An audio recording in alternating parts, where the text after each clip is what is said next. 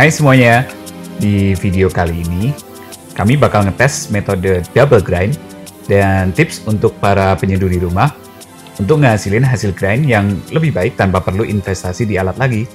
Yuk kita mulai.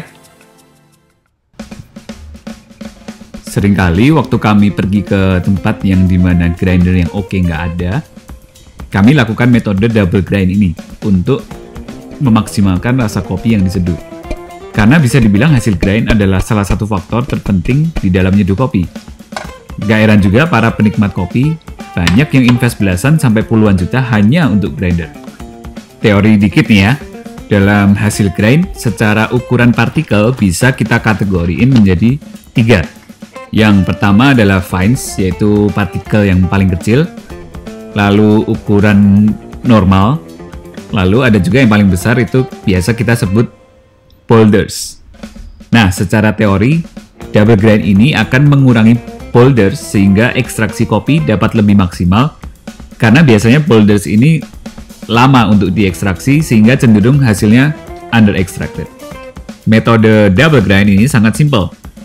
Cukup masukkan hasil grindmu ke dalam grinder untuk di grind lagi tanpa mengubah settingan grinder.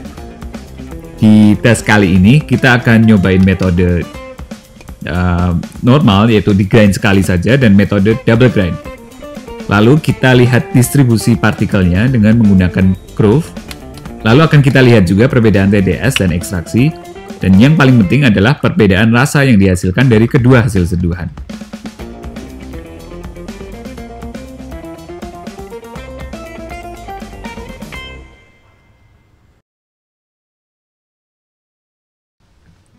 Kali ini kita pakai kopi yang kita udah familiar banget. Karena metode pasca panennya pakai protokol dari kita sendiri, yaitu Lintong Vanilla Bread dari Lintong Nihuta, Sumatera Utara. Kopi ini punya karakter yang cukup unik, yaitu green mango, vanilla, dan cinnamon. Untuk tes ini kita pakai 15 gram kopi, lalu kita shift pakai groove selama 1 menit.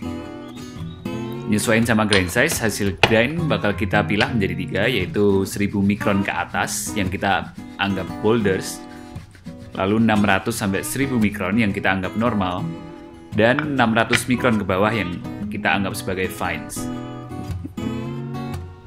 Hasilnya bakal kita timbang sesuai kategori masing-masing. Di sini kita dapetin 6,9 gram untuk boulders,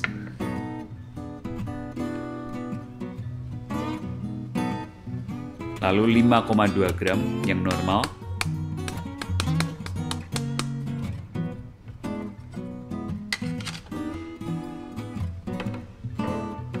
(3,1 gram untuk fines. Ternyata jumlah boulders masih lebih banyak dibandingin normal. Hal ini yang biasanya menyebabkan ekstraksi tidak bisa maksimal karena terdilute dengan hasil kopi yang under extracted. Berikutnya, kita coba nge-grind ulang ground coffee ini dengan harapan mengurangi jumlah boulders, menambah jumlah normal, dan tidak menambah fines. Teknik ini memang sedikit ribet dan kami menyarankan pakai grind size lebih coarse dari grind size yang kamu pakai biasanya. Grind size coarse juga bakal meminimalisir fines yang ada.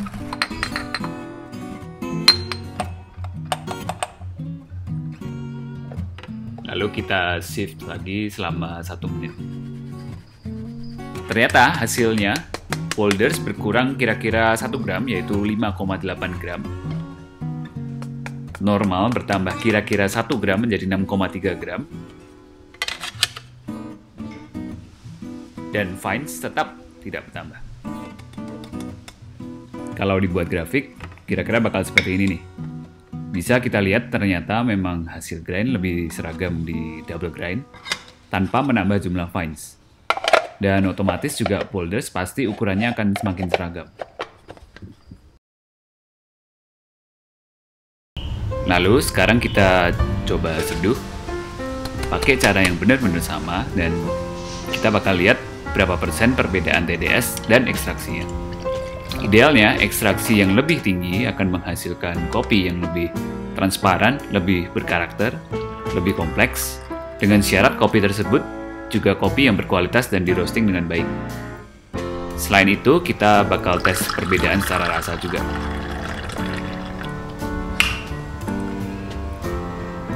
Di standard grind, TDS-nya 1,17%, berarti ekstraksinya 20,57%. Sedangkan di double grind, TDS-nya 1,28%, berarti ekstraksinya 22,53%. Perbedaan cukup signifikan, sekitar 2% ekstraksi, hanya dengan grind 2 kali. Secara rasa pun, hasil dari double grind lebih jelas karakternya dan bodinya juga lebih tebal. Kami juga sempat nyobain metode ini di triple grind, bahkan di grind 4 atau 5 kali.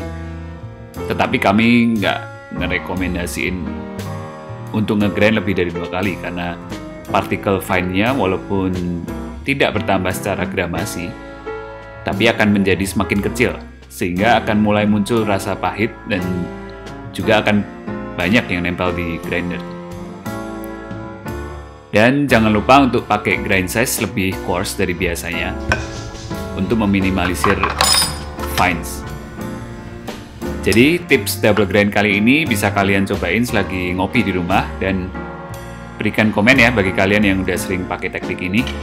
Sampai jumpa di video berikutnya.